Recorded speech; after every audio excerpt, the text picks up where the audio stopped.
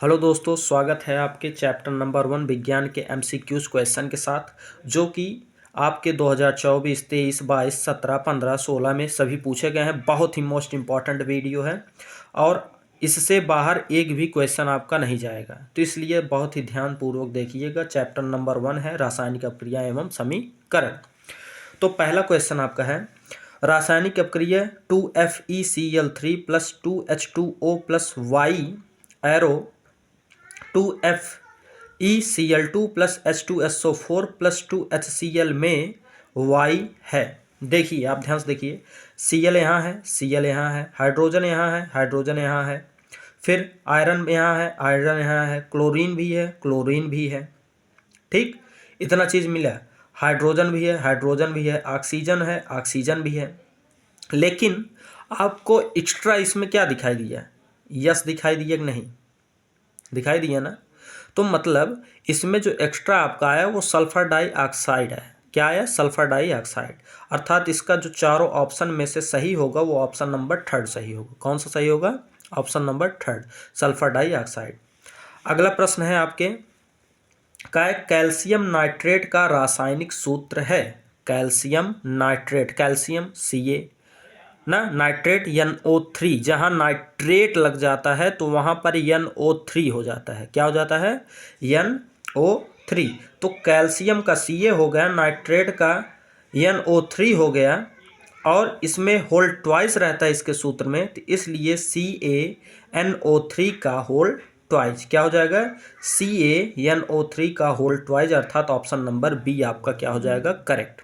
ठीक, आइए देखते हैं तीसरा प्रश्न आपका है, सूर्य के प्रकाश एवं पर्णहरिम की उपस्थिति में कार्बन डाइऑक्साइड तथा जल के संयोजन से निम्नलिखित में से कौन सा यौगिक बनता है? ना, अर्थात सूर्य के प्रकाश एवं पर्णहरित उपस्थिति में कार्बन डाइऑक्साइड और जल के संयोजन से क्या बनता है? तो जब जल और कार्बन डाइऑक्साइड और पर्णहरिम की क्रिया सूर्य के प्रकाश में होती है तो उससे ग्लूकोज बनता है। क्या बनता है? ग्लूकोज। तो अर्थात ऑप्शन नंबर पहला सही है। ठीक, अगला है आपका, लेड सल्फेट का रासायनिक सूत्र है। लेड मतलब शीशा अर्थात Pb, लेड मतलब शीशा अर्थात Pb, और सल्फेट जहाँ भी फेट शब्द जुड़ जाए तो वहाँ पर SO4 हो जाता है। क्या हो जाता है? SO4, अर्थात PbSO4 आपका आंसर हो जाएगा। तो PbSO4 कहाँ है? PbSO4 option number 3। ठीक, आशा करता हूँ कि आपको समझ में आ रहा होगा। आइए देखते हैं अगला प्रश्न। अगला प्रश्न आपका है कि ऑक्सीकरण वह अपक्रिया है, ऑक्सीकरण वह रासायनिक अपक्रिया है जिसमें ऑक्सीकरण वह रासायनिक अपक्रिया, मतलब जिसमें ऑक्सीजन ग्रहण होता है और इलेक्ट्रॉन अलग होते हैं। ऑक्सीजन ग्रहण होते हैं, इलेक्ट्रॉन अलग होते हैं, तो उस प्रक्रिया को ही ऑक्सीकरण रासायनिक अपक्रिया कहा जाता है। ऑक्सीकरण रासायनिक अपक्रिया किसे कहते हैं? जिसमें ऑक्सीजन का ग्रहण किया जाए और इलेक्ट्रॉन को त्याग दिया जाए, उसे ऑक्सीकरण अपक्रिया कहते हैं। तो ऑप्शन नंबर आपका देखिए इसमें कौन सा सही होगा। ठीक, तो ये है आपका 2018-17 में पूछा गया है। तो आप देख सकते हैं इलेक्ट्रॉन पृथक होते हैं, तो ये पहला ऑप्शन ही करेक्ट हो गया। इलेक्ट्रॉन पृथक हो जाते हैं अर्थात अलग हो जाते हैं। ठीक, दही का जमना किस प्रकार का परिवर्तन है? आप बताइए। अब दही का जमना, दही जम गया तो रासायनिक परिवर्तन होगा कि भौतिक होगा, कि भौतिक तथा रासायनिक दोनों होगा? कौन सा होगा? तो आप कहेंगे सर हमने तो पढ़ा है कि रासायनिक परिवर्तन होता है किसी भी चीज़ का जमना ना। अब जैसे गेहूं का आटा बन जाना, गेहूं का आटा बन जाना तो कौन परिवर्तन होगा? रासायनिक परिवर्तन होगा। बर्फ़ का पानी बन जाना कौन सा परिवर्तन होगा? रासायनिक परिवर्तन ना। तो ऐसे आगे अगला आपका है कौन सा? प्रश्न नंबर 7, प्रतिस्थापन अपक्रिया मुख्य गुण है। प्रतिस्थापन अपक्रिया मुख्य गुण है। प्रतिस्थापन अपक्रिया का मुख्य गुण क्या होता है? एल्कीन का, कार्बन मोनोऑक्साइड का, एल्काइन का, या पैराफिन का? तो देखिए 19 और 18 में ये भी पूछा है। तो प्रतिस्थापन अपक्रिया मुख्य गुण है पैराफिन का। प्रतिस्थापन अपक्रिया किसका मुख्य गुण होता है? पैराफिन का, अर्थात ऑप्शन नंबर डी आपका जो हो जाएगा वो करेक्ट हो जाएगा। आइए देखते हैं क्वेश्चन नंबर 8। क्वेश्चन नंबर 8 आपसे कहा है कि निम्नलिखित में से क्या रासायनिक परिवर्तन है? निम्नलिखित में से कौन सा रासायनिक परिवर्तन है? लोहे में जंग लगना पहला, दूसरा विद्युत बल्ब का जलना, ये रासायनिक परिवर्तन है कि इलेक्ट्रिक परिवर्तन? इलेक्ट्रिक है। मोम का पिघलना, ये भौतिक परिवर्तन है। पदार्थ का चुंबकन, यह भी भौतिक परिवर्तन। तो आपका पहला सही है, लोहे में जंग लगना, क्योंकि जब जंग लग जाएगा तो लोहे का क्षरण हो जाएगा, तो फिर दोबारा हम उतना ही लोहा नहीं प्राप्त कर सकते, ठीक ना। पहले अगर उसकी वजन 5 किलो रही होगी तो अब उसकी वजन घटकर अगर 4 किलो हो गई होगी तो वो हम फिर 5 किलो नहीं बना सकते। तो इसलिए लोहे में जंग लगना ही एक रासायनिक परिवर्तन है, ठीक। 21 और 19 पूछा गया है। आइए अगला प्रश्न है आपका प्रश्न नंबर 9। वह अभिक्रिया जिसमें आयनों के विनियन से नए यौगिक बनते हैं कहलाती है। हाँ, आयनों के विनियन से नए यौगिक बनते हैं वे क्या कहलाते हैं? प्रतिस्थापन अपक्रिया, उभय अपघटन, या योगात्मक अपक्रिया, या वियोजन अपक्रिया। तो 23 और 18 में पूछा गया है। तो ऑप्शन नंबर बी आपका यह परिभाषा भी आ सकता है कि विनियन अपक्रिया किसे कहते हैं। तो आप लिखेंगे वह अपक्रिया जिसमें आयनों के विनियन से नए यौगिक बनते हैं या बनते हैं तो कहलाती है क्या? उभय अपघटन। तो उभय अपघटन की परिभाषा आप याद कर लीजिएगा कि वह अपक्रिया जिसमें आयनों के विनियन से नए यौगिक बनते हैं कहलाती है उभय अपघटन अपक्रिया, ठीक। 2 नंबर का पूछ सकता है परिभाषा। अगला प्रश्न है प्रश्न नंबर 10। NH4Cl2 उत्क्रमणीय अपक्रिया का यह चिन्ह है, आप जानते हैं, जो दोनों तरफ से चलता है। NH4 प्लस Cl2 माइनस अपक्रिया है जो कि 23 और 17 में पूछा गया है। तो ऊष्मीय अपघटन, आयनिक वियोजन, ऊष्मीय वियोजन, विद्युत अपघटन, इसमें आयनों का आदान प्रदान, अर्थात आयन इधर से उधर जा रहे हैं। ये प्लस आयन है, ये माइनस आयन है ना। तो मतलब यह एक आयनिक वियोजन है, अर्थात आयनों का अलगाव हो रहा है। वियोजन मतलब अलगाव होना। तो इसमें आयनों का वियोजन हो रहा है अर्थात अलग हो रहे हैं। तो इसलिए यह कौन सा अपक्रिया है? आयनिक वियोजन, अर्थात ऑप्शन नंबर बी आपका करेक्ट है। आइए क्वेश्चन नंबर 11 पर चलते हैं। क्वेश्चन नंबर 11 आपका कहा है जो कि 2023 और 20 और 17 में पूछा गया है। वायु में उपस्थित O2 का उपयोग किस प्रकार की अभिक्रिया में होता है? वायु में उपस्थित ऑक्सीजन का प्रयोग किस अभिक्रिया में होता है? तो पहला संयोजन है, विघटन है, विस्थापन है, उपचयन, ऑक्सीकरण। अभी हमने आपको बताया था ऑक्सीकरण परिभाषा, जहाँ से वायु से ऑक्सीजन लिया जाए और इलेक्ट्रॉन को पृथक कर दिया जाए तो ऑक्सीकरण अपक्रिया कहलाती है, जिसे दूसरा नाम दिया जाता है उपचयन, अर्थात ऑप्शन नंबर डी आपका करेक्ट है, उपचयन कोष्टक में ऑक्सीकरण अपक्रिया। अब आते हैं क्वेश्चन नंबर 12 पर। तो क्वेश्चन नंबर 12 आपका 20, 19, 18 में पूछा गया है। निम्नलिखित में से कौन सी अपक्रिया ऊष्माक्षेपी और ऊष्माशोषी दो अपक्रिया होती है? क्षेपी में ऊष्मा को बाहर निकाला जाता है, क्षेपण कर दिया जाता है, बाहर निकाल दिया जाता है। और ऊष्माशोषी में, शोषी का मतलब होता है शोषण करना, अर्थात ऊष्मा को अपने अंदर ग्रहण कर लेता है। तो ऊष्माक्षेपी अपक्रिया किसे कहते हैं? जिसमें ऊष्मा बाहर निकाला जाए, और ऊष्माशोषी उसे कहते हैं जिसमें ऊष्मा अंदर ग्रहण किया जाए, तो उसे ऊष्माक्षेपी, ऊष्माशोषण ऐसी अपक्रिया कहते हैं। समझ में आया? ऊष्माक्षेपी में बाहर और ऊष्माशोषी में अंदर।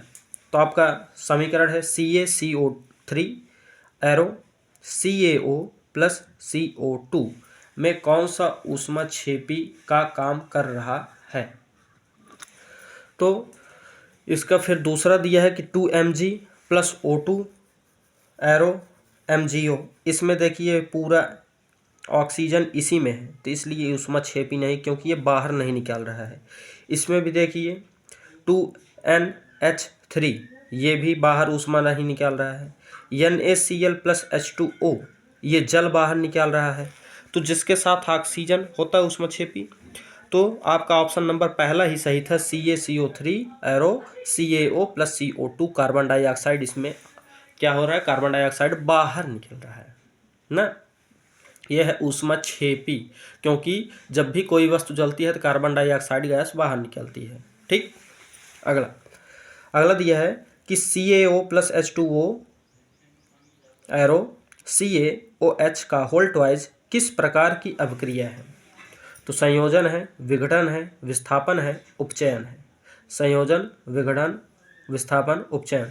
देखिए इसमें इन दोनों के मिलने से यह पूरा संयोग हो रहा है, अर्थात दोनों आपस में मिल जा रहे हैं, तो इसलिए कौन सी अभिक्रिया होगी, संयोजन अभिक्रिया। कौन सी अभिक्रिया, संयोजन। आइए देखते हैं 14 नंबर आपका, निम्नलिखित में कौन सी अभिक्रिया एक उपचयन, उपचयन मतलब ऑक्सीकरण, जिसमें ऑक्सीजन का क्या हो, ग्रहण हो और इलेक्ट्रॉनों का पृथक्करण हो। तो ऑक्सीजन जिसमें ग्रहण होगा वही होगा आपका। देखिए Zn+Cu(SO4), ये Zn Cu को विस्थापित कर दिया, उसके स्थान पे ये हो गया और कॉपर इधर आ गया। तो ये तो है नहीं, क्योंकि ऑक्सीजन हमें संयोग चाहिए। यहाँ देखिए H2 के साथ O2 मिल जा रहा है, तो यहाँ पर ऑक्सीजन का संयोग हो रहा है, तो मतलब यही आपका ऑप्शन नंबर बी ही करेक्ट होगा। 2022 और 21 में पूछा गया है। आइए अगला देखते हैं क्वेश्चन नंबर 15 आपका क्या कहा है, निम्नलिखित में से कौन सा अभिकारक संयोजन अभिक्रिया में शामिल होता है।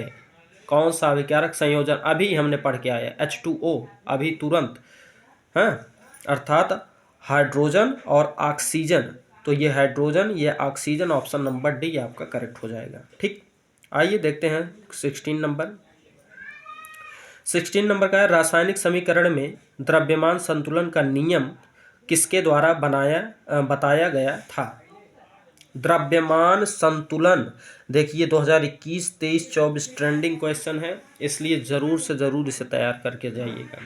अर्थात वो कौन से वैज्ञानिक थे जिन्होंने द्रव्यमान संतुलन का नियम दिया था, तो आप कहेंगे कौन थे, लेवोसिये साहब।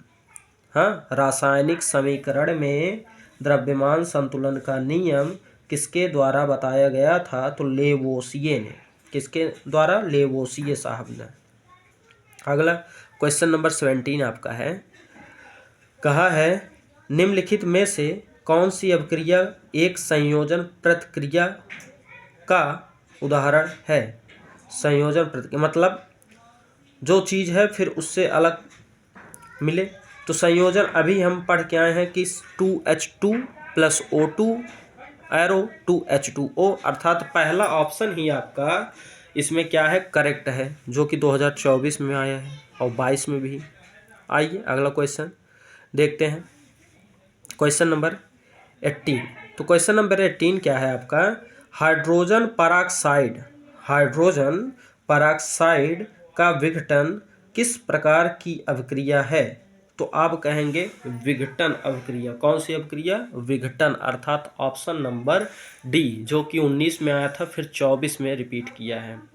ठीक, हाइड्रोजन पराक्साइड का विघटन किस प्रकार की अभिक्रिया है, तो विघटन अभिक्रिया है। देखिए आपके प्रश्न में ही आंसर छिपा है। ओके, अगला क्वेश्चन नंबर 19, जो कि मोस्ट इम्पॉर्टेंट है, 23, 22, 17 में आया है। हाँ, तो देखिए ये क्वेश्चन, निम्नलिखित में से कौन सी अभिक्रिया एक संयोजन अभिक्रिया है। संयोजन, हाँ, संयोजन में क्या होता है, दोनों मिलकर एक हो जाते हैं। तो वैसा तो आपका ऑप्शन नंबर पहला ही दिखाई दे रहा है, क्योंकि देखिए दोनों मिलकर एक, अर्थात संयोजन अभिक्रिया उस अभिक्रिया को कहते हैं जिसमें दो अभिकारक मिलकर एकल उत्पाद का निर्माण करते हैं, उसे संयोजन अभिक्रिया कहा जाता है। जिसमें दो अभिकारक, ये देखिए ये दोनों अभिकारक हैं, ये दोनों मिलकर एक उत्पाद का निर्माण कर रहे हैं, तो उसे संयोजन। तो संयोजन अभिक्रिया में एकल उत्पाद होता है और दो या दो से अधिक अभिकारक होते हैं। तो जिसमें दो या दो से अधिक अभिकारक आपस में मिलकर एक एकल उत्पाद का निर्माण करते हैं उसे संयोजन अपक्रिया कहते हैं, जो कि आपके बोर्ड पेपर में प्रश्न आता है। ठीक, आइए देखते हैं क्वेश्चन नंबर 20 जो आपके स्क्रीन पर है। क्वेश्चन नंबर 20 आपसे क्या कहा है कि कैल्शियम ऑक्साइड को क्या कहा जाता है। कैल्शियम ऑक्साइड को क्या कहा जाता है, जो कि आपके पेपर में कहाँ पूछा गया है, 15 में, 17 में, ऐसे पूछा गया है ना। तो देखिए कैल्शियम ऑक्साइड को क्या कहा जाता है। कैल्शियम ऑक्साइड का दूसरा नाम क्या है, तो क्विक लाइम। क्या है, क्विक लाइम। ऐसा प्रश्न आपको अभी तक यूट्यूब पर देखने को नहीं मिलेगा, ये मेरी पूरी गारंटी है। हाँ, तो इसलिए ज़रूर से ज़रूर तैयार करके जाइए। कैल्शियम ऑक्साइड को क्या कहा जाता है, तो दूसरा नाम उसका क्या होता है, क्विक लाइम। कैल्शियम ऑक्साइड का दूसरा नाम क्विक लाइम। अगला है आयरन प्लस कॉपर सल्फेट की अपक्रिया करने पर क्या हुआ। ये आयरन चूँकि कॉपर से अधिक क्रियाशील होता है, तो इसलिए कॉपर को विस्थापित कर देता है। क्या कर देता है, विस्थापित कर देता है। कॉपर को उसके स्थान से हटाकर अपने आ जाता है, तो हो जाता है आयरन सल्फेट प्लस कॉपर। किस प्रकार की अपक्रिया है, तो विस्थापन अपक्रिया। कौन सी अपक्रिया, विस्थापन अपक्रिया। ठीक, अगला 21 हो गया। 22 कौन सी रासायनिक समीकरण संतुलित है। कौन सी रासायनिक समीकरण, देखिए यहाँ 2 दूनी 4, 4 हाइड्रोजन, यहाँ भी 2 दूनी 4 हाइड्रोजन, 2 दूनी 4 ऑक्सीजन और ये 2 ऑक्सीजन, तो ये तो नहीं संतुलित है। अगला ये 2 हाइड्रोजन 2 ऑक्सीजन, 2 हाइड्रोजन 1 ऑक्सीजन, ये भी नहीं है। 2 हाइड्रोजन 4 ऑक्सीजन, 2 हाइड्रोजन 4 हाइड्रोजन और 2 ऑक्सीजन, ये भी संतुलित नहीं है। फिर 4 हाइड्रोजन 4 हाइड्रोजन 4 ऑक्सीजन 4 ऑक्सीजन, यही संतुलित है, अर्थात ऑप्शन नंबर डी आपका करेक्ट है। ठीक, आइए 23 नंबर देखते हैं। अपक्रिया के दौरान गर्मी का विकास किस प्रकार की अपक्रिया को दर्शाता है। अब देखिए जहाँ गर्मी आपको उत्पन्न होगी तो वह ऊष्माक्षेपी होगी कि ऊष्माशोषी होगी, तो आप कहेंगे सर क्षेपी, क्योंकि जब ऊष्मा बाहर निकलेगी तभी तो हमें गर्मी लगेगी ना, तो ऊष्माक्षेपी, अर्थात ऑप्शन नंबर बी आपका करेक्ट है।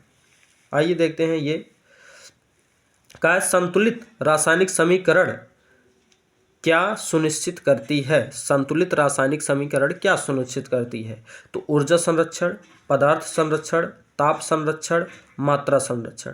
तो जब संतुलित का मतलब होता है उसका मात्रा हमेशा चारों ओर बराबर होना चाहिए ना। जब मात्रा बराबर होगी तभी तो कोई चीज़ संतुलित होता है। जब तराजू में तौला जाता है कोई चीज़ तो वह संतुलित जब दोनों तरफ होती है तभी तो उसे हटाया जाता है दूसरी तरफ। तो अर्थात संतुलित रासायनिक समीकरण में मात्रा जो है, पदार्थ की मात्रा जो है वह संरक्षित होनी चाहिए, संरक्षित होनी चाहिए, अर्थात ऑप्शन नंबर डी आपका सही है। 25 नंबर आपसे कहा है कि Zn+2HCl अर्थात जिंक प्लस हाइड्रोक्लोरिक अम्ल को मिलने से क्या बनेगा, तो जिंक क्लोराइड बनेगा। क्या बनेगा, जिंक क्लोराइड, अर्थात ZnCl बनेगा। क्या बनेगा, ZnCl2 बनेगा और 2 हाइड्रोजन निकलेगा अर्थात प्लस H2 भी बनेगा। हाँ, क्या क्या बनेगा, ZnCl2 प्लस H2, अर्थात ऑप्शन नंबर पहला ही आपका एकदम क्या है, करेक्ट है, ZnCl2 प्लस H2। आइए देखते हैं क्वेश्चन नंबर 26। क्वेश्चन नंबर 26 आपसे क्या कहा है कि कैल्शियम कार्बोनेट को गर्म करने पर calcium oxide plus carbon dioxide किस प्रकार की अभिक्रिया है, अर्थात संयोजन है। अच्छा बताइए, जब एक अभिकारक से 2 या 2 से अधिक उत्पाद का निर्माण होता है, जब एक अभिकारक से 2 या 2 से अधिक उत्पाद का निर्माण होता है उस क्रिया को वियोजन अभिक्रिया कहते हैं, अर्थात विघटन। हाँ, अर्थात ऑप्शन नंबर डी आपका करेक्ट है। करेक्ट, ऑप्शन नंबर डी आपका क्या है, करेक्ट है, क्योंकि इसमें 2 या 2 से अधिक उत्पाद बन रहे हैं। अगला है आपका क्वेश्चन नंबर 27। तो क्वेश्चन नंबर 27 है आपका, सोडियम हाइड्रॉक्साइड प्लस हाइड्रोक्लोरिक अम्ल के मिलने से सोडियम क्लोराइड प्लस H2O अर्थात जल किस प्रकार की अभिक्रिया है। अब देखिए, दो अभिकारक इधर हैं, दो उत्पाद इधर हैं, दोनों के दो अभिकारक और दो उत्पाद, अर्थात ये जो है कौन सी अभिक्रिया है, संयोजन है कि विघटन है। अलग तो हो नहीं रहा है एकल उत्पाद से। अगर एकल अभिकारक से अगर दो या दो से अधिक उत्पाद बनते तो विघटन हो जाता है, या दो या दो से अधिक अभिकारक से एक उत्पाद बनता है तो संयोजन हो जाता है, और एक दूसरे को कोई विस्थापित करते तो विस्थापन हो जाता है। ये तीनों जब नहीं है तो अर्थात लास्ट ऑप्शन ही सही है, न्यूट्रलाइजेशन अर्थात उदासीनीकरण अभिक्रिया। क्या है, न्यूट्रलाइजेशन अर्थात उदासीनीकरण अभिक्रिया। अब आपका क्वेश्चन नंबर 28 आता है, तो क्वेश्चन नंबर 28 देखते हैं क्या है। कहा है कि H2SO4 का अम्लीय गुण किसके कारण होता है। H2SO4 का अम्लीय गुण किसके कारण होता है, तो OH माइनस आयन के कारण, या Na+ आयन के कारण, या हाइड्रोजन आयन के कारण, या SO242- आयन के कारण होता है। आप कहेंगे चूंकि सर इसमें हाइड्रोजन गैस बाहर निकलती है तो इसलिए हाइड्रोजन प्लस आयन के कारण होता है अम्लीय गुण। हाँ, क्योंकि अम्ल की परिभाषा आपने क्या पढ़ा है, जिसमें H+ आयन निकले उसे अम्ल कहते हैं, और जिसमें OH माइनस आयन निकले उसे क्षार कहते हैं। तो इसलिए अम्ल अम्लीय है तो इसलिए H+ आयन निकलेगा। ठीक, ऑप्शन नंबर सी। 29 में आपसे कहा है कि जल का विद्युत अपघटन किस प्रकार की अभिक्रिया है। जल का विद्युत अपघटन किस प्रकार की अभिक्रिया है। जब जल का विद्युत अपघटन हो जाएगा अर्थात अलग कर दिया जाएगा तो विघटन अपक्रिया अर्थात वियोजन अपक्रिया। तो विघटन अपक्रिया ऑप्शन नंबर आपका सी करेक्ट है। अगला, लाल लिटमस पेपर को नीला करने वाला पदार्थ होता है। लाल लिटमस पेपर को नीला करने वाला पदार्थ होता है। तो आपको हम ट्रिक बता दे रहे हैं, एक ट्रिक याद रखिएगा अच्छे से। हाँ, क्या है, अनिल। क्या है, अनिल। आ से अम्ल, आ से अम्ल, नी से नीला। हाँ, तो अनिल अर्थात अम्ल जो है वो नीले लिटमस पेपर को, अम्ल जो है वो नीले लिटमस पेपर को क्या कर देता है, लाल कर देता है। अम्ल जो है नीले लिटमस पेपर को लाल कर देता है। तो जहाँ भी अम्ल होगा वहाँ नीला लिटमस पेपर हमेशा क्या हो जाएगा, लाल। और क्षार के लिए क्या होगा, छलनी। छलनी अर्थात छ से क्षार, छ से क्षार, ला से लाल, ला से लाल, नी से नीला, नी से नीला अर्थात क्षार जो है वो लाल लिटमस पेपर को नीला कर देगा। क्षार जो है वो लाल लिटमस पेपर को नीला कर देगा अर्थात छलनी। अनिल छलनी, अनिल छलनी। अनिल अर्थात अम्ल नीले को लाल और क्षार लाल को नीला कर देता है। तो ये ट्रिक थी, आप तैयार कर लीजिएगा। अब इसमें आप बता सकते हैं कि लाल लिटमस पेपर को नीला करने वाला पदार्थ क्या होता है, अम्ल होता है, क्षार होता है, लवण होता है, जल होता है। तो आप कहेंगे अम्ल होता है कि क्षार होता है कि लवण होता है कि जल, तो आप कहेंगे क्षार, क्योंकि छलनी लाल को नीला करने वाला क्षार होता है, छलनी होता है, क्षार होता है। ठीक, ऑप्शन नंबर बी आपका सही है। 31 में आइए। 31 में आपसे कहा है निम्नलिखित में से कौन सी अभिक्रिया एक विस्थापन अभिक्रिया, विस्थापन अभी हमने बताया जब विस्थापित कर दे। तो देखिए यहाँ जिंक था, यहाँ कापर था, कापर को हटा दिया अपने आगे, अर्थात यही आपका पहला ही ऑप्शन क्या है, करेक्ट है। ठीक, option number first is right question answer. आइए क्वेश्चन नंबर 32। क्वेश्चन नंबर 32 में आपसे कहा है कि अभिक्रिया में ऊर्जा का अवशोषण, अवशोषण ऊष्मा शोषी, अवशोषण ऊष्मा शोषी, अवशोषण ऊष्मा शोषी। तो शोषी से शोषण निकला है, शोषी से क्या निकला है, शोषण, अर्थात वह अभिक्रिया ऊष्मा शोषी अभिक्रिया कहलाती है, अर्थात ऑप्शन नंबर बी आपका करेक्ट ऑप्शन होगा। आगे 33। 33 आपसे कहा है निम्नलिखित में से कौन सी अभिक्रिया एक न्यूट्रलाइजेशन अभिक्रिया का उदाहरण है। न्यूट्रलाइजेशन जैसा कि अभी हमने करके आया था NaOH plus HCl plus NaCl plus H2O, अर्थात ऑप्शन नंबर फर्स्ट ही आपका क्या है, एकदम करेक्ट ऑप्शन होगा। अर्थात क्वेश्चन नंबर 33 का फर्स्ट आंसर ही राइट है। ठीक, आइए देखते हैं 32 का। 33 हो गया। 34 आपसे क्या कहा है कि रासायनिक समीकरण को संतुलित करने का उद्देश्य होता है उत्पाद की मात्रा बढ़ाना, अभिकारकों की मात्रा घटाना, द्रव्यमान संरक्षण के सिद्धांत की मान्यता प्राप्त करना, अर्थात ऑप्शन नंबर सी ही आपका करेक्ट है, क्योंकि ऐसा ही क्वेश्चन अभी हम करके आ चुके हैं। ऑप्शन नंबर सी आपका करेक्ट है, द्रव्यमान संरक्षण के सिद्धांत की मान्यता प्राप्त करना, क्योंकि इन्हीं के कारण ही इसे संतुलित किया जा रहा था। और अभी हमने इसका बताया था कि इसकी खोज किसने की थी, तो लैवोसिए साहब ने। किसने की थी द्रव्यमान संरक्षण का खोज? लैवोसिए, जो कि आपके 21, 23 और 24 में पूछा गया था। अच्छे से तैयार कर लीजिएगा, most important question. Question number 35, उदासीनीकरण अभिक्रिया होती है। उदासीनीकरण अभिक्रिया होती है अम्ल और अम्लीय लवण में। गलत, पहला ऑप्शन ही गलत है। दूसरा, क्षार और क्षारी दोनों एक हो ही नहीं सकते, तो इसलिए ये दोनों ही गलत, ऑप्शन नंबर बी और ए दोनों गलत। तीसरा, अम्ल और क्षार, यही ऑप्शन आपका करेक्ट हो जाएगा, और अम्ल और क्षार में होता है। Option number C is right answer. आइए देखते हैं अपना लास्ट क्वेश्चन, क्वेश्चन नंबर 36। तो 36 मोस्ट इंपॉर्टेंट क्वेश्चंस थे आपके इस चैप्टर के। ठीक, इलेक्ट्रॉन ग्रहण करने की प्रवृत्ति कहलाती है। इलेक्ट्रॉन ग्रहण, देखिए ऑक्सीकरण में इलेक्ट्रॉन को त्याग दिया जाता था और अपचयन में